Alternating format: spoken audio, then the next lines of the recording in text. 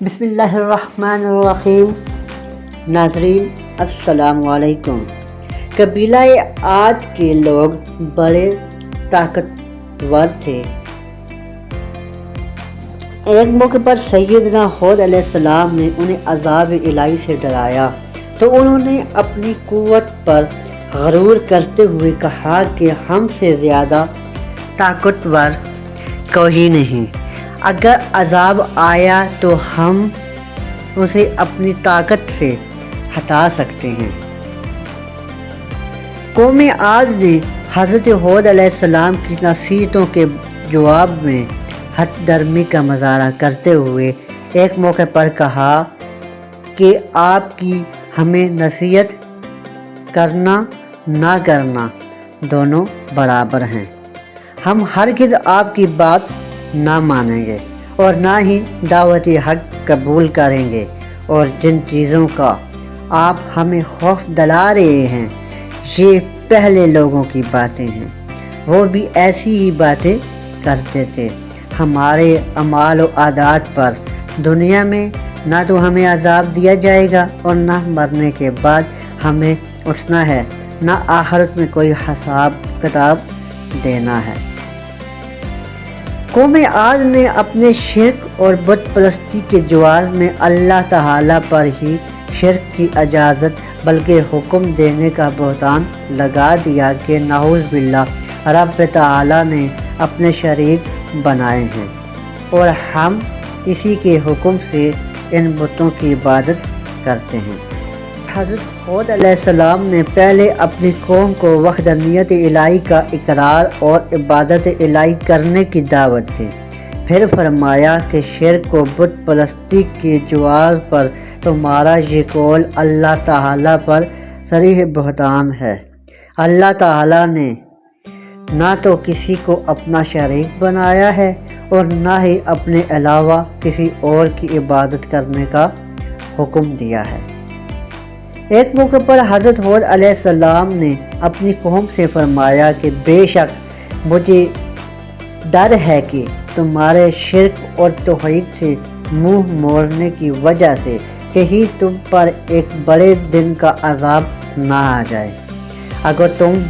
اس سے بچنا چاہتے ہو تو اللہ تعالیٰ کی وحدانیت پر ایمان لے آؤ اور صرف اسی کی عبادت کرو۔ حضرت ہود علیہ السلام کی نصیحت کے جواب میں قوم عاد نے کہا،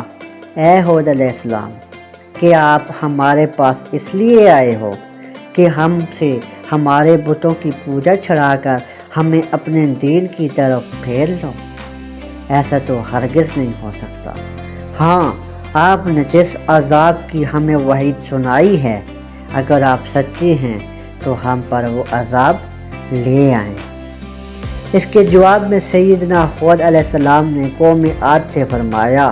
کہ عذاب اترنے کا علم تو اللہ تعالیٰ ہی کو ہے اور وہی اس کے مقرر وقت پر نازل فرمائے گا۔ میری ذمہ داری یہ ہے کہ احکام الہی تم تک پہنچا دو، اس کے باوجود تم عذاب کا مطالبہ کر رہے ہو تو میرے حساب سے تم جاہل لوگ ہو کہ مجھ سے اپنی مصیبت و عذاب کا مطالبہ خود کر رہے ہو۔ قوم عاد کے مطالبے پر حضرت ہود علیہ السلام نے فرمایا کہ اس میں کوئی شک نہیں کہ تمہاری سرکشی کی وجہ سے اللہ تعالیٰ کا غضب و عذاب تم پر لازم ہو گیا ہے اور یہ کسی بھی وقت نازل ہو جائے گا۔ اور جہاں تک بتوں کے بارے میں تمہارا مجھ سے بحث کرنے کا تعلق ہے تو اس کی حقیقت صرف اتنی ہے کہ تم مجھ سے ان ناموں کے بارے میں جھگڑتے ہو جو تم نے اور تمہارے باپ دادا نے اپنے بتوں کے رکھ کے لیے انہیں معبود مان کر ان کی پوجا شروع کر دی، حالانکہ ان کی کوئی حقیقت نہیں اور ان کے معبود ہونے پر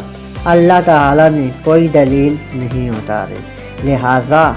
تم نہیں مانتے تو عذاب الہی کا انتظار کرو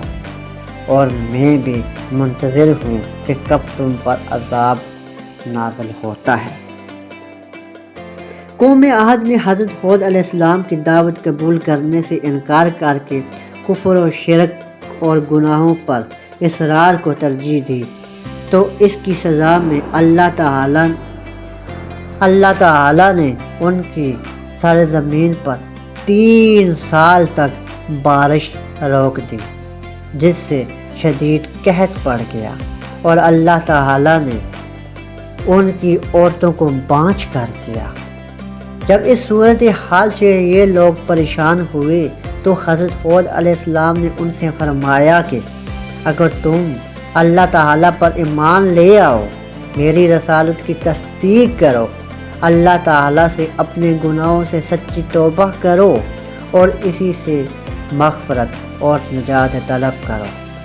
تو اس کی برکت سے اللہ تعالیٰ موسلادھار بارش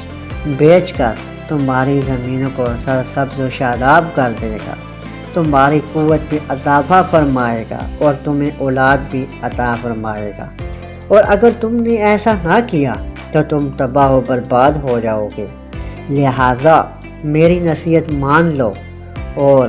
اس سے منہ پھیر کر اپنے جرموں پر قائم نہ رہو۔ قوم عاد نے حضرت ہود علیہ السلام کی نصیحت قبول نہ کی اور خود ساختہ معبودوں سے متعلق اپنا نظریہ بیان کیا، جس پر سیدنا ہود علیہ السلام نے ان باطل معبودوں سے بیزاری اور برات کا اظہار فرمایا۔ حضرت ہود علیہ السلام کی قوت ایمانی اللہ تعالیٰ پر توکل اور خدائی حفاظت کی برکت تھی کہ آپ نے بالکل بے خوف ہو کر ایسی قوم سے یہ کلمات فرمائے جو قوت اور طاقت اور زور و ہمت والی تھی، لیکن اپنی تمام تر عداوت قوت کے باوجود حضرت ہود علیہ السلام کو ذرا بھی کوئی تکلیف یا نقصان نہ پہنچا سکے۔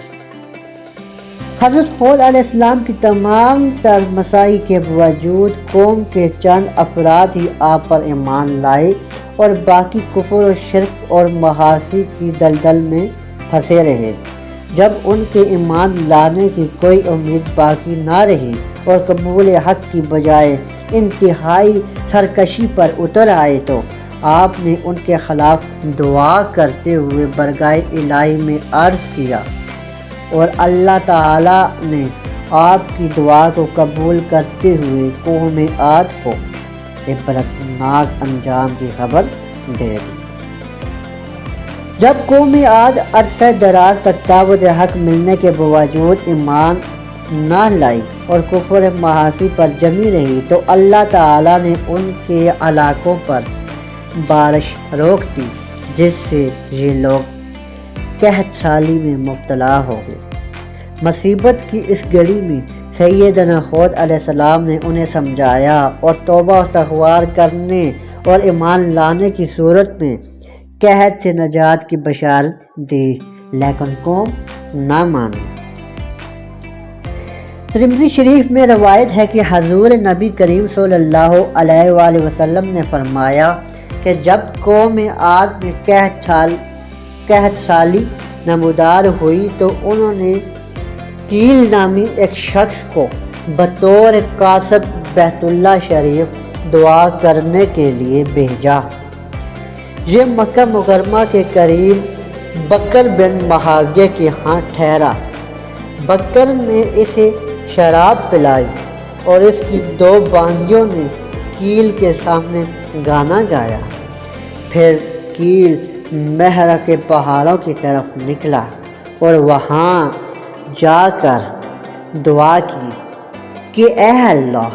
میں کسی بیمار کی دعا یا کسی قیدی کے فدیے کے لیے نہیں آیا، بس تو اپنے بندے اور اس کی قوم کو بارش کا وہ پانی پلا دے جو تو اسے پلایا کرتا تھا، اور اس کے ساتھ بکر بن محاویہ کو بھی پلا دے۔ کیل نے اپنی دعا میں بکر بن محاویہ کو شراب پلانے کا شکریہ ادا کرنے کے لیے شامل کیا تھا۔ کچھ ہی دیر میں اس کے سر پر چند بادل نمودار ہوئے اور اس سے کہا گیا کہ ان میں سے کوئی ایک بادل چن لو۔ فیل نے ایک سخت سیاہ بادل چن لیا تو اس سے کہا گیا کہ تو نے جلی ہوئی راکھ لے لی جو قوم عاد میں سے کسی کو بھی نہ چھوڑے گی۔ اس کے بعد اللہ تعالی نے وہ سیاہ بادل قوم عاد کی وادیوں کی جانب چلا دیا، جیسے دیکھ کر وہ لوگ بہت خوش ہوئے اور کہنے لگے یہ برسنے والا بادل ہے۔ حضرت ہود علیہ السلام نے ان سے فرمایا یہ برسنے والا بادل نہیں ہے بلکہ یہ تو عذاب ہے جس کی تم جلدی مچا رہے تھے۔ سن لو، اس بادل میں دردناک عذاب پر مشتمل آندھی ہے۔ قوم عاد نے سیدنا ہود علیہ السلام کی تنبیہ کو اہمیت نہ دی اور اپنی توجہ بادل کی طرف رکھی اور اس خوش فہمی میں رہے یہ انہیں سیراب کرے گا، جبکہ حضرت ہود علیہ السلام اہل ایمان کو ساتھ لے کر کفار سے کچھ دور چلے گئے۔ جب بادل قوم عاد کے قریب آئے تو انہوں نے ایک ہولناک آواز سنی، پھر تند و تیز نہایت سرد خشک خیر و برکت سے خالی اور سخت سناٹے دار آندھی چل پڑی، جس کی شدت کا یہ حال تھا کہ لوگوں کو زمین سے یوں کھیڑ دیتی گویا وہ اکھڑی ہوئی کھجوروں کے سوکھے تنے ہوں، پھر انہیں سر کے بل زمین پر اس طرح دے مارتی کہ سر پاش پاش ہو جاتے۔ اس ہولناک طوفان کی لپیٹ میں جو چیز بھی آتی وہ تباہی و بربادی کا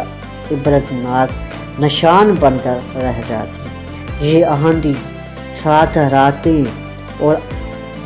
8 دن لگاتار چلتی رہی اور جب ختم ہوئی تو قوم عاد کے خالی مکان ہی نظر آ رہے تھے، جبکہ تمام کافر نیست و نابود ہو کر فنا کے گھاٹ اتر چکے تھے۔ اللہ تعالی نے حضرت ہود علیہ السلام اور اہل ایمان کو اپنی رحمت سے اس ہولناک عذاب سے محفوظ رکھا، اور جیسے اللہ تعالی نے مسلمانوں کو دنیا کے عذاب سے بچایا، ایسے ہی اپنی رحمت کے صدقے آخرت کے سخت عذاب سے بھی محفوظ رکھے گا۔ قوم عاد کا ہولناک انجام اپنے اندر نصیحت عبرت کے بے شمار درس کے لیے ہے کہ جب اس قوم کی اکثریت رب تعالیٰ کی نافرمانی پر تل گئی اور کسی بھی قسم کی وحی قبول کرنے سے انکار کر دیا، بلکہ سمجھانے والوں کا مذاق اڑانے اور خدائی احکام کے جھٹلانے کو اپنا وسیلہ بنا لیا، تو عذاب الہی کا ایسا کول ابر سا کہ جس نے ان کا نام و نشان مٹا کر رکھ دیا۔ اللہ پاک ہم سب کو اپنے حفظ و امان میں رکھے۔ اللہ پاک آپ سب کا حامی و ناصر رہے۔ اللہ حافظ۔